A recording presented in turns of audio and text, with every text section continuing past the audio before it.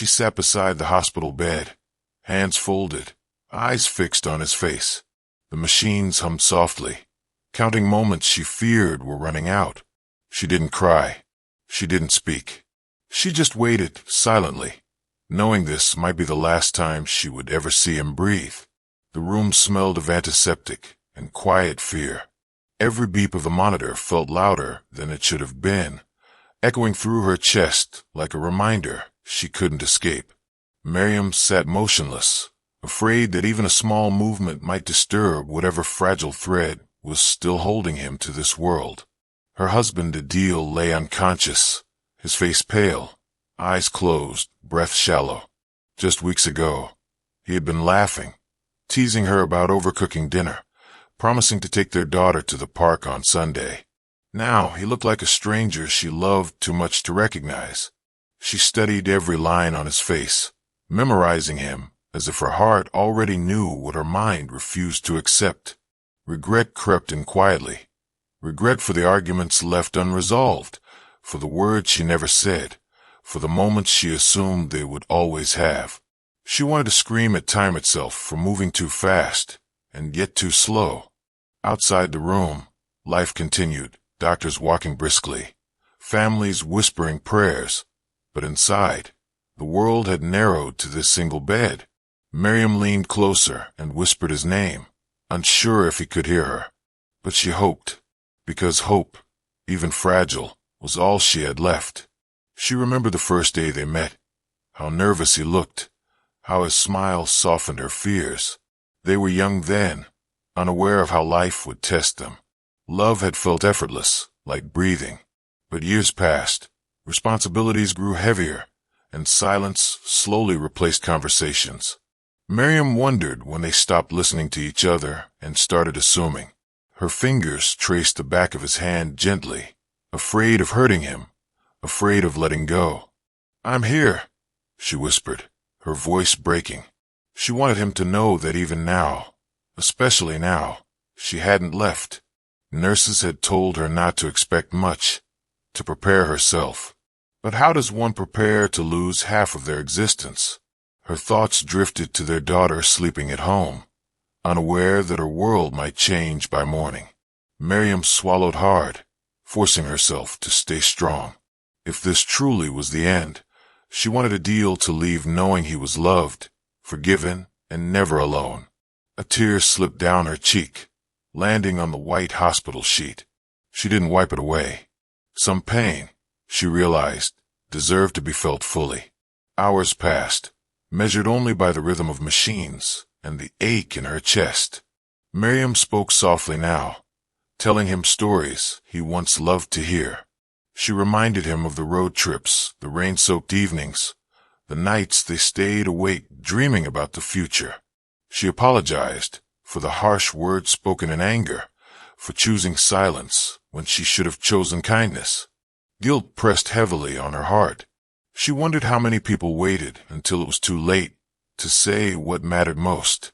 Love, she realized, was fragile, not because it was weak, but because it was often taken for granted. A doctor entered quietly, adjusting equipment, offering her a sympathetic glance. Maryam didn't ask questions. She feared the answers. Instead, she squeezed Adil's hand a little tighter, as if her touch could anchor him here. "If you can hear me," she whispered, "please don't be scared." Her voice trembled, but her resolve did not. Even if he was leaving, she would walk with him to the edge, carrying all the love they had ever shared. The night grew heavier, shadows stretching across the walls like silent witnesses. Maryam's body ached, but she refused to sit back or close her eyes. She watched his chest rise and fall, counting each breath as a blessing. Somewhere deep inside, fear battled faith. She thought about all the small moments she once overlooked. The morning tea made without asking, the way he checked the locks every night, the silent sacrifices he never spoke of. Love wasn't always loud. Sometimes it lived quietly in everyday acts. Her heart broke open with understanding. If she could turn back time, she would listen more, forgive faster, love louder. But life didn't offer rewinds, only lessons, often delivered through pain. Maryam leaned down, resting her forehead against his hand. "Thank you," she whispered, "for choosing her, for staying, for loving in the only way he knew how." She didn't know if he heard her, but saying it healed something inside her. Just before dawn, something changed. The monitor's rhythm shifted slightly, enough to make her breath catch. Maryam froze, afraid to hope, afraid to break the moment. She watched his face intently, searching for any sign, any proof that he was still fighting. Her heart whispered a quiet prayer, not for miracles, but for peace, whatever form it came in. She realized that love sometimes meant letting go, even when every part of you screamed to hold on. She brushed her thumb gently across his knuckles.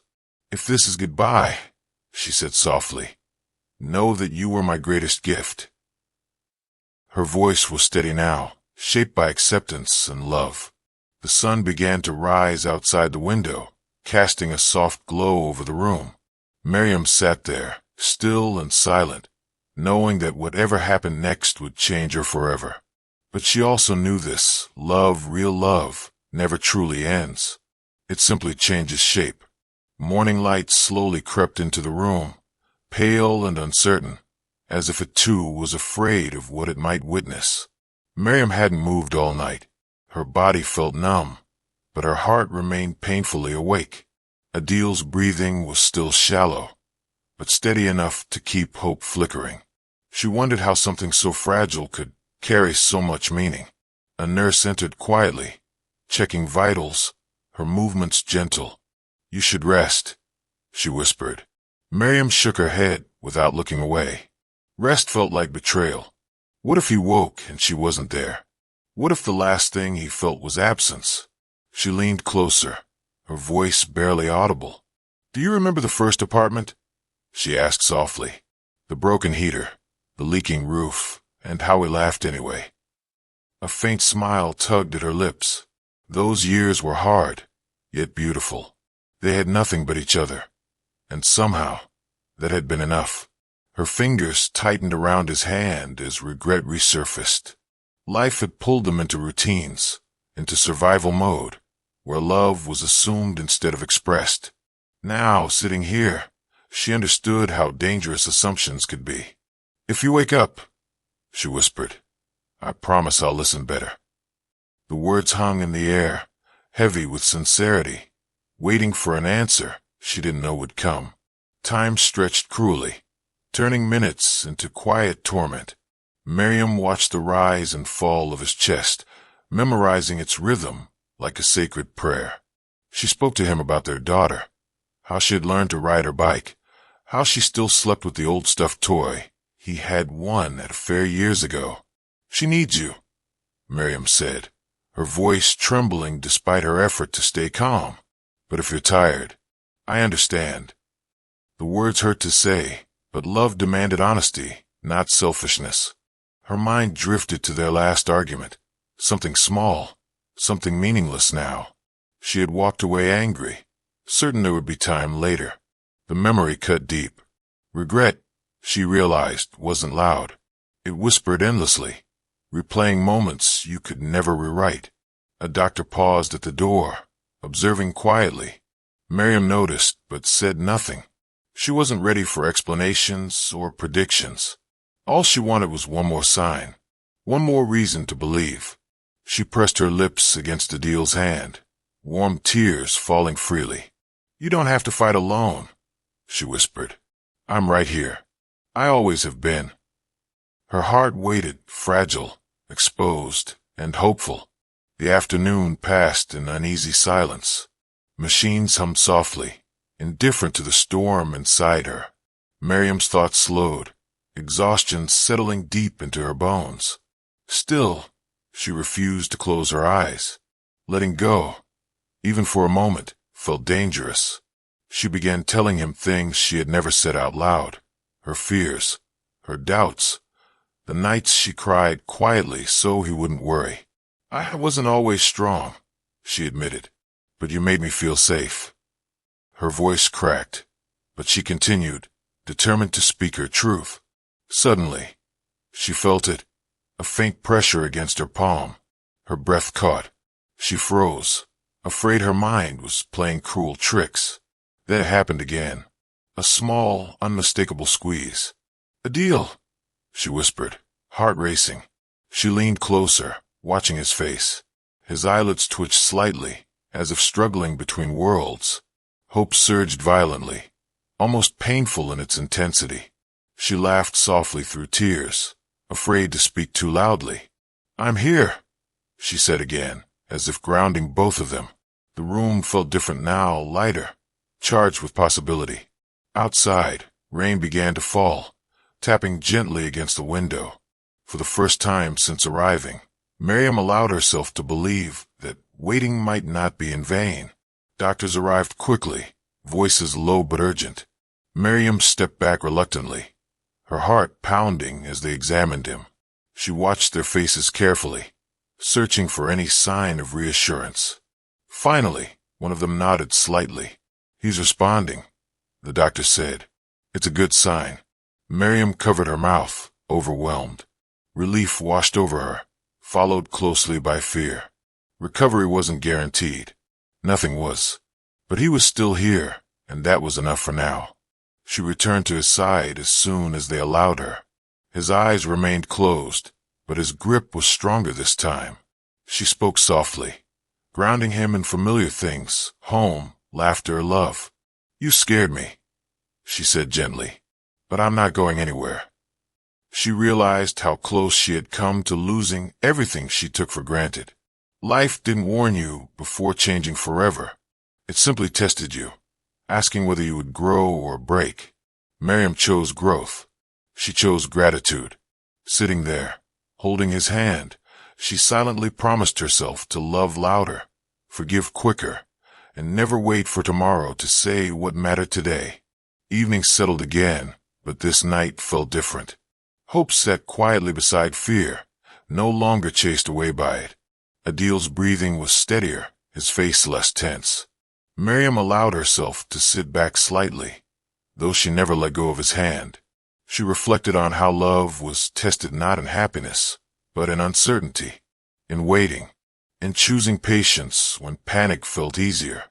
She had learned more in these silent hours than in years of routine living. "I'll tell our daughter you're fighting," she whispered. "She'll be proud of you." A faint tear slipped from her eye, but this one carried gratitude instead of despair. The machines continued their steady rhythm, no longer sounding like countdowns, but reminders of possibility. Maryam rested her head gently beside him, exhausted yet hopeful. She didn't know what tomorrow would bring, but she knew this: love had carried them through the darkest night, and whatever happened next, she would never again remain silent when her heart had something to say. Night returned quietly, not as terrifying as before, but still heavy with uncertainty. Maryam sat beside Adil, watching the soft movement of his chest, noticing how different fear felt when hope existed beside it. She realized how fragile life truly was, how easily routines could shatter, leaving only what truly mattered behind. Her thoughts drifted to all the moments she had postponed love, the times she had chosen silence instead of understanding. She wondered how many people waited too long, believing tomorrow was guaranteed. Sitting here now, she understood that love demanded courage, courage to speak, to forgive, to stay present even when it hurt. Adil shifted slightly, his brow tightening as if he were dreaming. Maryam leaned forward instinctively. "You're safe," she whispered, stroking his hand. "I'm here." Saying it out loud made it real, made her strong. The doctor returned briefly, explaining that recovery would be slow, uncertain. Maryam listened calmly, no longer afraid of honesty. She had already faced the worst possibility and survived it. Everything after this felt like borrowed time, precious and sacred. As the doctor left, Maryam stayed, whispering gratitude into the quiet room. Gratitude for second chances, for lessons learned before it was too late, for the simple miracle of another breath. She didn't know how long this journey would take, but she knew she would walk it with patience, humility, and a heart wide open. Morning arrived with soft colors, painting the walls in pale gold. Maryam hadn't slept much, but exhaustion felt lighter now, carried by purpose. She noticed subtle changes, Adil's fingers moving more often, his breathing stronger. Small signs, yet powerful enough to steady her heart. She spoke to him about the future, carefully, respectfully. Not promises, hopes. "When you're ready," she said, "we'll take things slow." She described simple dreams, shared meals, quiet evenings, laughter without rushing.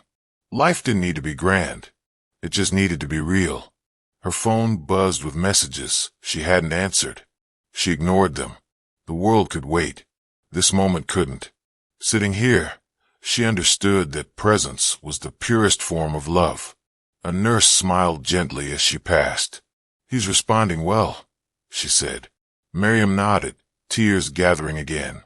Gratitude overwhelmed her, not the loud kind, but the deep, humbling kind that reshapes a soul. She rested her head near Adil's shoulder, careful not to disturb him. "I used to think love was about big moments," she whispered. "Now I know it's about staying." The words settled into her heart like truth she would never forget. By afternoon, Adil stirred more frequently, his face no longer frozen in tension.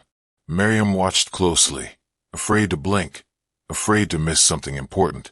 When his eyelids finally fluttered open, just for a second, her breath caught painfully in her throat. "Adil," she whispered, her voice barely holding together. His eyes were unfocused, confused, but alive. That was enough. She smiled through tears, pressing her forehead gently against his hand. The doctors explained that awareness would come and go. Healing was not a straight line. Maryam accepted this with surprising calm. She had learned patience in the hardest way possible. She spoke slowly now, grounding him in reality. "You're in the hospital. You scared me," she said softly, a faint laugh breaking through. "But you're still here." His fingers curled weakly around hers, and that simple gesture shattered the last wall around her heart. In that moment, she understood forgiveness differently, not as forgetting pain, but as choosing love despite it. She forgave the past, the silence, the misunderstandings. Life had given them a second chance, and she refused to waste it. Maryam stayed close, whispering comfort, letting hope rebuild itself, carefully, gently, and honestly. As days passed, progress came slowly but steadily. Adil began responding to voices, squeezing hands, forming faint words. Maryam celebrated every small victory quietly, knowing how easily progress could reverse. She learned to live in moments instead of expectations. She read to him from his favorite book, even when he drifted in and out of sleep. "You always said this story mattered," she smiled. "Now I understand why." The story spoke of resilience, of holding on when everything felt lost. One evening, he whispered her name. Just once. It broke her open. She held his hand and cried freely, no longer afraid of showing weakness. Strength, she realized, wasn't about holding everything together. It was about letting yourself feel. She spoke to him honestly about fear, about how close she had come to losing him. "I won't wait anymore," she promised. "Not to love, not to forgive." The room felt warmer now, filled with quiet healing. Pain hadn't disappeared, but it had softened, reshaped by gratitude and growth. Maryam knew they would never be the same, and somehow that felt like a gift. One afternoon, Adil finally looked at her with clarity. His eyes met hers fully, recognition settling in. "You stayed," he whispered weakly. Maryam smiled, tears streaming freely. "Always," she replied. In that moment, everything unsaid finally found its voice. They didn't need long conversations, just presence, honesty, and love. Silence, once heavy, now felt peaceful. Maryam reflected on how close she had come to a life defined by regret. She understood now that love must be lived out loud, not assumed. Time was fragile. Hearts were fragile. And that was exactly why they mattered. As she sat beside him, holding his hand, she felt something rare, gratitude without fear. Whatever the future held, she knew she had learned the most important lesson of all. Waiting silently should never replace loving boldly. Outside, sunlight poured through the window, steady and warm. Maryam leaned closer, whispering, "We're still here." And this time, hope answered back. Recovery did not arrive like a celebration. It came quietly, humbly, one breath at a time. Adil could sit up now, though his body was weak and his voice barely above a whisper. Maryam helped him with patience she hadn't known she possessed, every small task feeling sacred. One afternoon, as sunlight spilled gently across the bed, Adil looked at her for a long moment. "I heard you," he said softly. Maryam froze. "When I couldn't move, I heard you." Her heart clenched painfully. All those whispered confessions, the apologies, the love, none of it had been lost. She sat beside him, tears slipping freely.